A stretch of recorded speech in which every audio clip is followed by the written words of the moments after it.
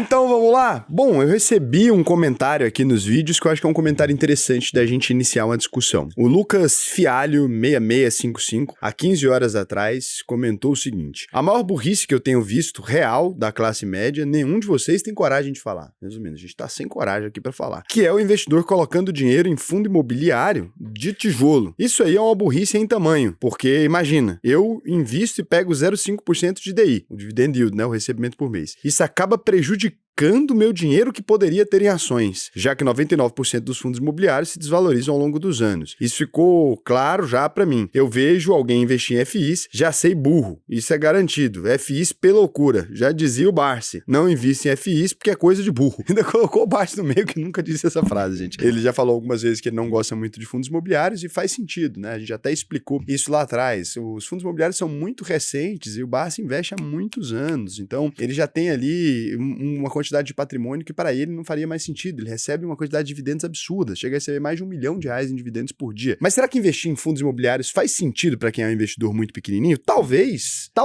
o Lucas aqui tenha lá certa razão. A gente vai conversar um pouquinho mais sobre isso aqui. Antes de mais nada, quem é um Sardinha Raiz, já deixa aquele like na confiança, porque você sabe que o vídeo vai ser bom. Se você não é um Sardinha Raiz ainda, segura sua mãozinha, considere deixar o seu like, se inscrever aqui no canal, se o vídeo te agregar, te trouxe alguma informação que você ainda não tinha.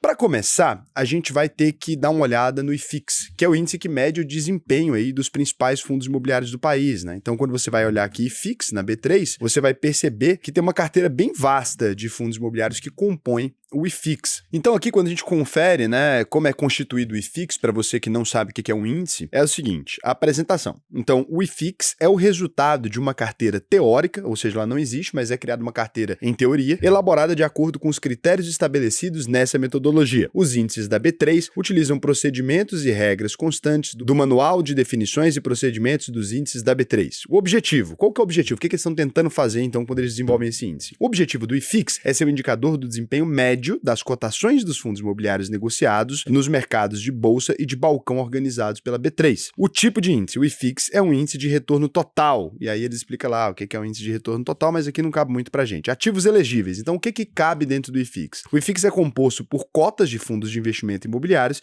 listados nos mercados de bolsa e de balcão organizado da B3. Então ele não define aqui quais critérios ele tem específico, qualquer fundo imobiliário aqui se aplicaria. Raul, o IFIX ele faz mais sentido que o índice Bovespa? Que a gente já falou aqui no canal que o Ibovespa... Ele é um pouco melhor, mas ele consegue ilustrar melhor o desempenho de investir em fundos imobiliários do que o Ibovespa mostra. Já mostrei aqui algumas falhas no Ibovespa, né, que é o índice que mede o desempenho de investir em ações em tese. Só que o Ibovespa ele é muito mais voltado para o índice de trade ali. Mas na falta a gente não tem outro índice que a gente poderia usar para substituir o Ibovespa. Pelo menos hoje no Brasil não existe. Ninguém compôs outro índice ali. Então a gente acaba tendo que usar o Ibovespa. Talvez até nesse vídeo a gente precise utilizar. Então quando você vem aqui na composição de carteira, você vai ver o que tem dentro do IFIX. E você vai ver que são participações de fundos imobiliários. Então você vai ver aqui a quantidade de fundos imobiliários, você tem dezenas de fundos imobiliários. O Lucas, ele diz pra gente uma frase muito impactante, né? 99% dos fundos imobiliários, eles se desvalorizam ao longo dos anos. Porque se você for ver aqui no período máximo que a gente tem de cotação, desde que o IFIX está presente aí, a gente pega desde 2012 até agora, a gente está falando de uma alta de 122,14%, né? Mesmo se você considerasse a inflação desse mesmo período, o IFIX ainda teria performado acima da inflação. Então não faz muito sentido essa afirmação maluca, né, de que todos os fundos imobiliários eles estão se desvalorizando. E aqui a gente ainda está considerando os fundos de modo geral. Se a gente pegasse exemplos específicos, a realidade seria ainda mais diferentona, né? Você veria ainda índices performando muito acima disso e, claro, um ou outro índice que realmente performou mal e que está aqui dentro também do IFIX e que ficaria dentro dessa zona. Então, quem tivesse feito uma seleção de bons fundos imobiliários teria, sim,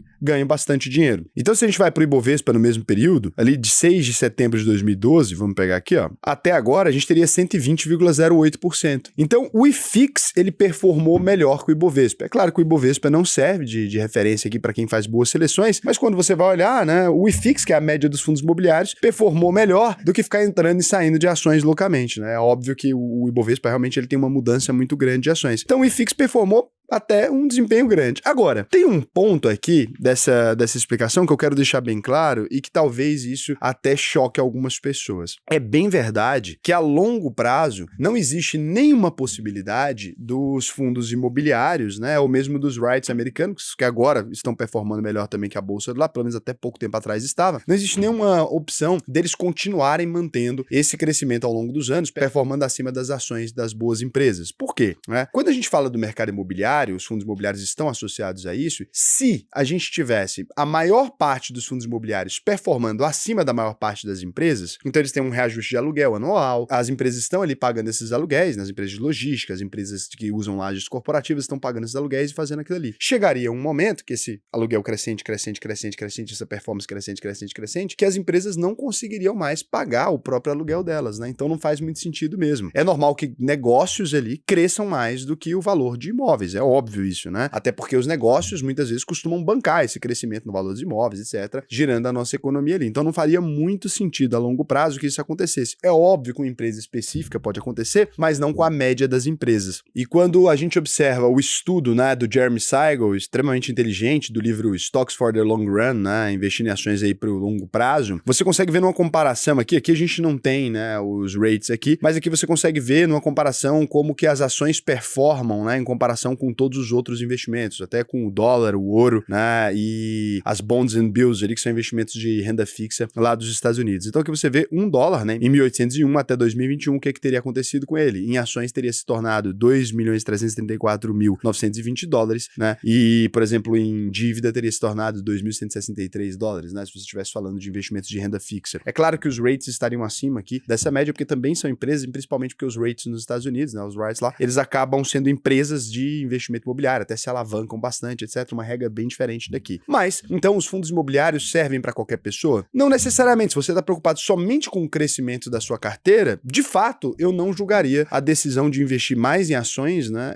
como uma decisão equivocada. E talvez realmente nem colocasse fundos imobiliários dentro da carteira. Agora, a gente precisa imaginar que quanto mais você diversifica, né, quanto menos você está preso a um único estilo de investimento, menos você está atrelado ali à rentabilidade daquele investimento específico. Você vai ter uma carteira um pouco menos volátil, né? Então, esses múltiplos investimentos ali, além da geração de renda mensal dos fundos imobiliários, que é genial para um monte de gente, principalmente para as pessoas que já passaram aí dos 45, 50 anos, estão procurando investimentos que tenham capacidade de gerar renda para que elas possam usufruir ainda em vida. Fora isso, a gente ainda tem uma volatilidade muito menor, porque existe limite do quanto o mercado consegue desvalorizar as cotas de fundos imobiliários de tijolo, né? Não dos fundos imobiliários de papel. Fundo imobiliário de papel é realmente opcional ter em carteira, não. Por quê? Porque um imóvel, né, de 10 milhões, ele não pode ser vendido por 1 milhão ali, chega num ponto que o mercado deixa de prejudicar aquela cota daquele fundo quando chega em determinado momento. Então, acho que assim, coisa de burro pra mim é não saber qual é a finalidade de cada um dos investimentos e ficar falando groselha na internet, de verdade, porque você não pode ir ali e pegar uma classe inteira de ativos que é genial e que você tem investidores que só investem, por exemplo, em FIs e com um excelente desempenho e falar, é coisa de gente burro ou as cotas se desvalorizam, no geral, sem prestar atenção naquilo que você está dizendo. Eu acho que é muito importante ter um estudo mesmo antes de sair fazendo essas afirmações. Toda classe de ativo que existe no mercado financeiro, ela dá dinheiro para alguém, né? Resta saber se você está dentro desse grupo de pessoas que consegue extrair o melhor daquilo ou não. Agora, o que pode mudar é a estratégia que você usa, né? Se você usa uma estratégia ali que não é eficiente, nesse caso, nada faria sentido. Investir em fundos imobiliários, por exemplo, por curto prazo, para fazer trade, né? Se é isso que você faz da vida, talvez, pode ser uma decisão ruim. Agora, se você quiser aprender realmente a investir, se livrar dos fantasmas aí, né? Dessa história toda de, ai meu Deus, isso é burrice, isso não é, você pode acessar aí alvp.com.br, clicar aqui no botão Faça sua análise de perfil, né? Você vai cair nessa telinha aqui. E aqui nesse lugar é simplesmente um diagnóstico que a gente vai fazer. Você vai responder para mim como é que tá a sua vida financeira atual, o quanto dinheiro você tem no momento ali, ou quais são os seus objetivos, se é de curto prazo, se é de médio prazo, para a gente fazer um planejamento e entender se o nosso treinamento ele realmente funcionaria para você ou não. Por quê? Porque muitas vezes os seus objetivos podem não estar alinhados com o que a gente consegue realmente ajudar. Se a gente estiver alinhado, você vai ser aprovado para entrar na maior escola de investimentos do Brasil. A gente tem um treinamento de 8 semanas que te ensina a investir no Brasil e no mundo inteiro. E detalhe, se você não aprender a investir depois de concluir a UVP, eu mesmo me comprometo aqui publicamente a devolver 100% do seu dinheiro. É esse o compromisso que a gente tem. Inclusive, você pode acessar aí o Reclame Aqui e conferir. Não existe nenhuma reclamação quando a gente está falando da UVP. Nenhuma. Nunca ninguém foi lá e falou assim, olha, não é verdade, ou esse compromisso não é verdadeiro, olha, a UVP fez isso e aquilo comigo. Tá aqui há mais de 3 anos registrada, verificada. A gente não controla os comentários aqui. Quem conhece o Reclame nome aqui sabe como é que funciona e a gente conseguiu manter o nosso nome ilibado, né? Coisa que nenhum dos nossos concorrentes até hoje conseguiu fazer. Ninguém nunca conseguiu copiar um compromisso porque eles sabem que o produto não chega nem aos pés, nada chega nem aos pés da UVP hoje, se tratando de aprender a investir, até porque a gente tem até nossa própria plataforma de investimentos. Raul, apesar de precisar do treinamento, etc., eu já tenho mais dinheiro, tenho um patrimônio maior. Você vai terminar de preencher o formulário e vai avisar para o seu especialista quando ele te chamar, olha, eu sou rico. E aí, a gente vai te encaminhar também para consultoria, além do treinamento, tá? Agora eu vou verificar aqui se não teve alguma pergunta de vocês no último vídeo. A gente está fazendo vídeos aí diários, né? A gente sempre fez, e a gente responde também as perguntas dos vídeos anteriores. Às vezes pode ficar meio sem contexto para você, é só você olhar o nome do vídeo que aparece na tela aí e pesquisar o vídeo que você pode entender o porquê da pergunta, né? Então, o WLAN IR8929 pergunta: como seria a melhor maneira de se proteger de um eventual confisco em poupança? Observação: não tenho nada em poupança como já ocorrido no passado em nosso país. Deixe o dinheiro em contas como as do Nubank, PicPay, etc. Corremos algum risco? Bom, se você tivesse um confisco, né, de poupança, hoje em dia, coisa que eu não acredito que a gente teria, porque a gente tem insumos e legislação, a gente já percebeu lá atrás que isso não funcionou, os políticos, eles são movidos a votos, né, e nenhum político ia querer estragar a própria reputação assim. O que entraria ali, eu acho que hoje em dia eles não fariam confisco unicamente da poupança, dessas contas de CDBs com liquidez diária, etc, eles teriam que fazer, até porque boa parte do dinheiro do país hoje em dia tá nisso, né? Então, o que te escapa disso? O que a gente sabe é que na época, por exemplo, ações, fundos imobiliários, etc, não mexeram. Por quê? Mexer com a classe dominante de um país, ali, a classe que realmente controla a economia, é muito complicado, né? Você imagina o que aconteceria com um político que desafiasse o poderio financeiro. Então, se você tem ações, por exemplo, que você começa a ter o mesmo título ao portador do que um bilionário, dificilmente você seria afetado por qualquer medida governamental. Afinal, os políticos do nosso país todos são cadelinhas, né, de pessoas muito mais relevantes que eles. Então, o Marcos Vieira 8842, há 2 horas, falou: pergunta, ETFs de renda fixa são boas opções aos CDBs e ao próprio Tesouro? Sendo bem honesto, eu prefiro escolher a minha própria renda fixa, né? Eu prefiro escolher ali os meus CRIs, CRAs e debêntures quando eu vou escolher, ou CDBs e Tesouro também, títulos, até para fazer uma marcação a mercado ou alguma estratégia mais arrojada ali para ganhar dinheiro com essas oscilações do mercado. Então, não acho ETFs de renda fixa melhor não. Quando a gente fala do mercado internacional, tem alguns ETFs que são muito bons. Para o Brasil, não tantos. Beijo para vocês,